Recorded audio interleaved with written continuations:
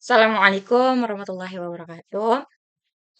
Halo semuanya, perkenalkan nama Ana adalah Oktaviani dengan nomor NIM 246202029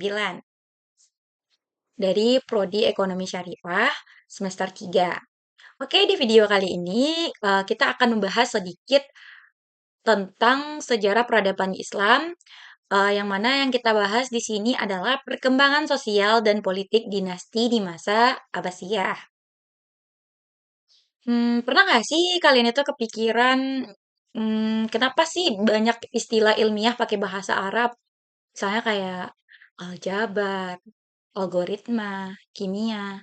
Ini semua mungkin adalah warisan dari masa keemasan Islam di era dinasti Abbasiyah. Yang akan kita bahas nanti di antaranya itu adalah, apa ya, sejarah lahirnya dinasti Abbasiyah ini, perkembangan sosial dan politiknya, dan relevansinya dengan problem yang ada di Indonesia saat ini.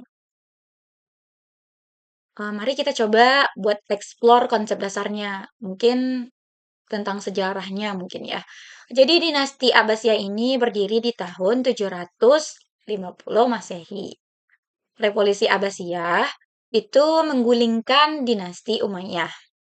Jadi tokoh kuncinya itu adalah si pendirinya sendiri bernama Abu al-Abbas As-Saffiyah. Salah, Abu al-Abbas As-Saffah. Ya, benar. Jadi pusat kekuasaannya itu pindah dari Damaskus ke Baghdad di tahun 762 Masehi. Masa kejayaannya pada masa kepemimpinan di Khalifah Harun ar-Rasyid dan Al-Ma'mum di pada tahun 786 sampai dengan 833 Masehi.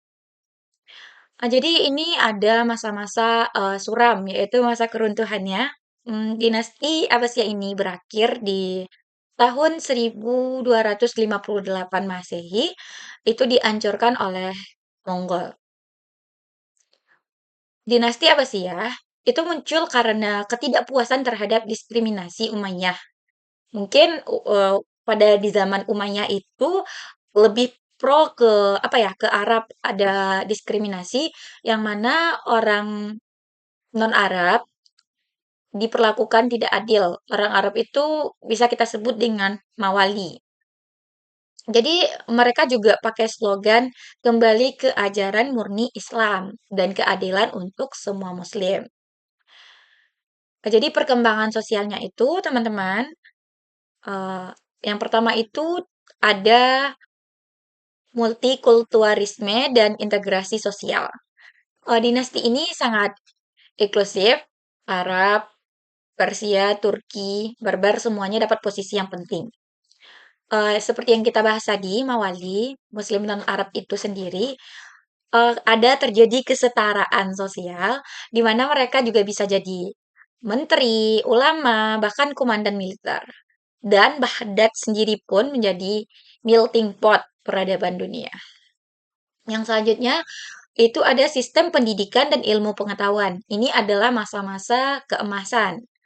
Yaitu yang pertama ada Bait al-Hikmah atau rumah kebijaksanaan, seperti perpustakaan, pusat penelitian raksasa, juga ada gerakan penerjemahan massal, seperti buku Yunani, buku Persia, buku India, apa ya, buku India Arab kalau nggak salah. Nah, setelah itu makanya lahirlah beberapa orang ilmuwan top seperti Al-Khawarizmi, yaitu ahli di dalam bidang matematika, Ibnu Sina yang di dalam bidang kedokteran, sementara Al-Razi sendiri di bidang kimia. Nah, sistem pendidikan formalnya itu seperti madrasah-madrasah mulai berkembang pada masa ini. Yang selanjutnya, stratifikasi sosial. Jadi dia ada kelas atas, kelas menengah, dan kelas bawah. Yang mana di kelas atas itu ada khalifah itu sendiri, keluarga kerajaan, ulama besar, para pedagang-pedagang yang kaya, sementara di kelas menengah ini terdapat di apa ya, di tahap pegawai pemerintahan, tentaranya, pedagang yang menengah, dan kelas bawah itu seperti mungkin petaninya, buruhnya, budak.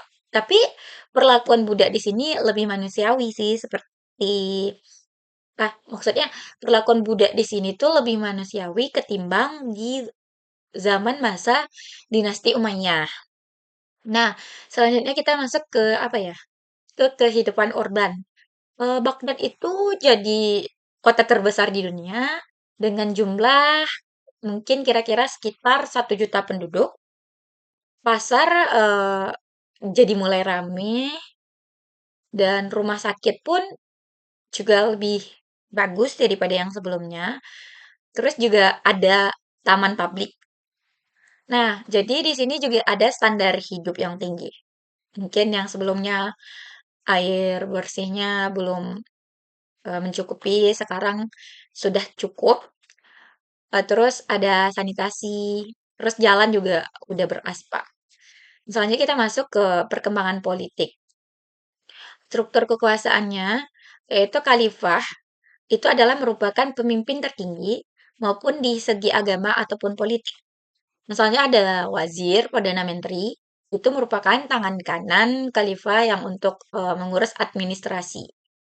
Selanjutnya ada diwan atau departemen yang mengurus keuangan, militer, pos, dan lain-lain. Yang selanjutnya ada gubernur yang merupakan wali. Ini digunakan dia digunakan untuk mengurus daerah-daerah yang apa ya? Mungkin sentralisasi dan desentralisasi. Nah, ini ya. Kita bahas tentang desentralisasinya dan munculnya dinasti lokal. Jadi wilayah ini menjadi lebih luas dari yang sebelumnya, maka ini jadinya lebih sulit untuk dikontrol secara keseluruhan atau secara sempurna. Jadi dinasti-dinasti lokal ini muncul, tapi masih ngaku setia ke khalifah. Maksudnya seperti kayak yang khalifah dinasti Abbasiyah ini adalah sentral pusatnya, sementara nanti ada cabang-cabangnya yang menjadi perpecahan di desentralisasi. Contohnya gini, ada yang namanya dinasti Samaniyah. Nah, dinasti Samaniyah itu adalah yang berada di Asia Tengah. Selanjutnya juga ada dinasti Tuluniyah yang berada di Mesir. Sementara peran tentara Turki dan krisis politik. Khalifah mulai pakai tentara budak, eee, maksudnya tentara budak dari Turki, yang dinamakan dengan Mamluk. Jadi lama-lama kelamaan tentara ini menjadi terlalu kuat. Maksudnya ini, mmm, menjadi kontrol khalifah atau mungkin bisa jadi bumerang sendiri untuk dinasti Abbasiyah. Jadi khalifah ini dijadikan boneka. Jadi kekuasaan politik itu melemah. Makanya terjadi perpecahan internal. Ada konflik antara apa ya? Organisasi Sunni dengan Syiah yang makin intens. Perebutan tahta antar keluarga kerajaan. Korupsi di mana-mana, korupsi birokrasi maksudnya gitu. Jadi, fase-fase dinastinya itu dibagi menjadi 3. Yang mana fase pertama itu di tahun 750 Masehi sampai dengan 850 Masehi, itu adalah masa konsolidasi, dan masa kejayaan. Fase keduanya ada di tahun 850 sampai dengan 950 Masehi. Ini adalah masa desentralisasi dan kemunculan dinasti lokal.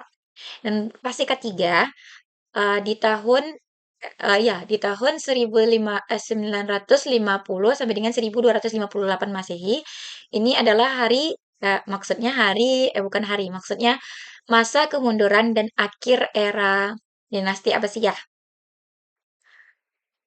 Nah, jadi menurut Anda sendiri, analisis konstektualnya, konstektif pada zamannya itu ada di kondisi geopolitik, di mana di Bizantium atau Romawi Timur yang berada di bagian barat itu sering perang. Sementara perdagangan Silk Road lagi di puncak, Baghdad jadi hubungan ekonomi. kompetisi dengan dinasti Fatimiyah atau Syiah di Mesir. Faktor kejayaannya, stabilitas politik awal atau khalifah kuat dan visioner, keterbukaan terhadap ilmu pengetahuan, ekonomi kuat dari pajak dan perdagangan, toleransi beragama dari agama Kristen, Yahudi, Zoroaster bisa hidup dengan damai mereka dan berdampingan. Faktor kemundurannya mungkin terjadi karena terlalu bergantung pada tentara bayaran, korupsi dan kemewahan berlebihan, perpecahan mazhab dan politik, invasi eksternal yaitu Mongol. Relevansi kontemporer. Masalah modernnya itu intoleransi dan radikalisme agama di Indonesia. Pelajaran analisis kritisnya, pelajaran multikulturalisme Abbasiyah itu, dulu Baghdad jadi kota paling toleran. Muslim, Kristen, Yahudi, Zoroaster kerja bareng di Bait al-Hikmah. Sekarang, Indonesia itu kaya keberagaman, tapi sering ada konflik SARA. Ya, ini sering terjadi. Solusinya mungkin kita bisa terapkan prinsip Abbasiyah, seperti merit system, yaitu skill dan kontribusi lebih penting daripada identitas, etnis, atau agama. Yang kedua itu pentingnya investasi pendidikan. Dulu, Khalifah Al-Ma'mun alokasikan anggaran besar untuk Bait al-Hikmah, makanya muncullah masa keemasan itu sendiri. Nah, sementara sekarang di Indonesia masih ranking bawah PISA karena literasinya rendah. Solusinya pemerintah perlu dana besar-besaran untuk riset dan pendidikan berkualitas kayak di masa Abbasiyah dulu. Bahaya sentralisasi kekuasaan berlebihan. Dulu, khalifah jadi boneka tentara Turki karena terlalu bergantung kepada satu kelompok. Sementara sekarang, kecenderungan sentralisasi kekuasaan di Indonesia bisa berbahaya. Mungkin kita bisa solusinya mungkin kita bisa cek dan balance yang kuat, demokrasi deliberatif dan partisipasi publik. Ya. Yang selanjutnya bahaya eksklusif agama. Dulu di masa Abbasiyah itu runtuh salah satunya karena konflik Sunni dan Syiah yang runcing. Sementara sekarang apa ya, radikalisme dan takfirisme itu makin menguat di dunia muslim. Solusinya, kita kembali ke semangat intelektual openness Abbasiyah yang mana dialog bukan takfir. Jadi yang dapat Ana simpulkan tentang dinasti Abbasiyah ini, dinasti Abbasiyah itu pada tahun 750 sampai dengan 1258 Masehi adalah puncak peradaban Islam. Kunci kesuksesannya inklusivitas, investasi ilmu, dan keterbukaan. Keruntuhannya karena sentralisasi militer, korupsi, dan perpecahan internal. Relevansi hari ini, Indonesia itu kayaknya perlu tiru kebijakan yang inklusif dan pro-sains. Maksudnya pro-sains itu gimana ya? Pokoknya lebih mengutamakan literasi membaca seperti yang sering diberikan sama Ustadz Johan dari yang kita tidak tahu menjadi tahu. Pandangan pribadi saya, maksudnya pandangan pribadi Ana sendiri, dinasti Abbasiyah itu membuktikan bahwa kemajuan peradaban peradaban Islam itu bukan karena fundamentalisme atau eksklusif. Justru karena keterbukaan terhadap ilmu dan keberagaman. Ya, benar ini. Indonesia sebagai negara muslim terbesar juga harus belajar dari eh, Abbasiyah ini. Karena investasi pendidikan toleransi dan merit system adalah kunci kemajuan, bukan sebaliknya. Mungkin sekian video dari Ana. Mohon maaf atas kekurangan dan kesalahan. Wassalamualaikum warahmatullahi wabarakatuh.